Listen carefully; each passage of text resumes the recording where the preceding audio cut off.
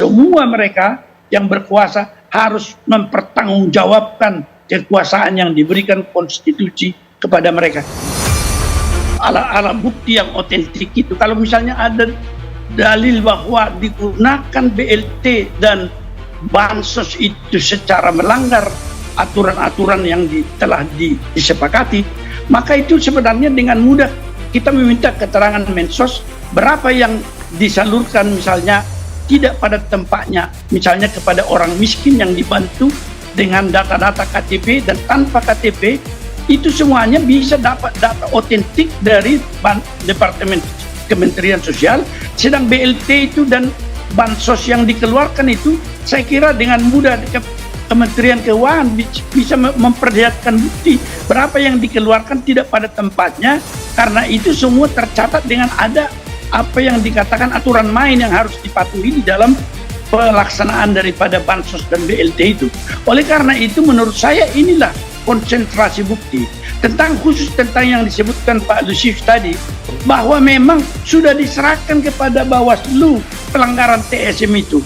Tetapi pertanyaannya, dan itu juga yang terjadi dahulu, dapatkah mereka laksanakan itu? Menurut saya dari apa yang kita baca keluhan, bahwa Bawaslu memperlakukan itu seolah-olah semua adalah seperti delik aduan kalau di dalam pidana. Mereka menunggu pengaduan tetapi dia tidak melakukan inisiasi, melakukan penyelidikan, penyidikan dan lain sebagainya. Dan ketika misalnya ada yang melanggar atau pelanggaran pidana di masa lalu, sesudah 1 tahun hasil pemilu di MK itu selesai, baru ada putusan pengadilan yang terlambat dibawa oleh Gakumdu. Itu karena memang di dalam hukum acara yang mereka pakai, dia tidak menggunakan hukum acara cepat yang langsung dibawa ke peradilan begitu, seperti proses peradilan ringan di dalam soal lalu lintas misalnya. Nah ini dua-dua, kalau proses itu tidak berhasil ditangani dengan baik, maka ada yang disebutkan meskipun diserahkan ke Bawaslu, tetapi keadilan prosedural yang tidak berhasil tidak boleh menutupi keadilan substantif.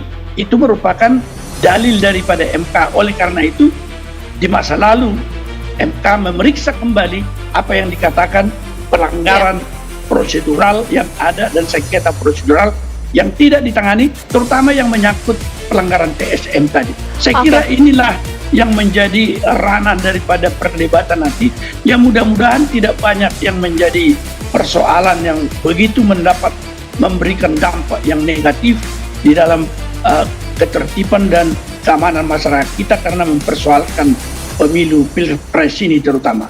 Mudah-mudahan segalanya berjalan lancar, tetapi tidak ada kekuasaan yang dibiarkan tanpa pengawasan. Kalau memang manusia yang menjadi rakyat itu bukan malaikat semua, penyelenggara pemilu bukan malaikat semua, aparatur pemerintah bukan malaikat juga semua, itu memerlukan kontrol, pengawasan, evaluasi. Dan semua mereka yang berkuasa harus mempertanggungjawabkan kekuasaan yang diberikan konstitusi kepada mereka. Itulah sebenarnya inti apa yang kita tunggu di MK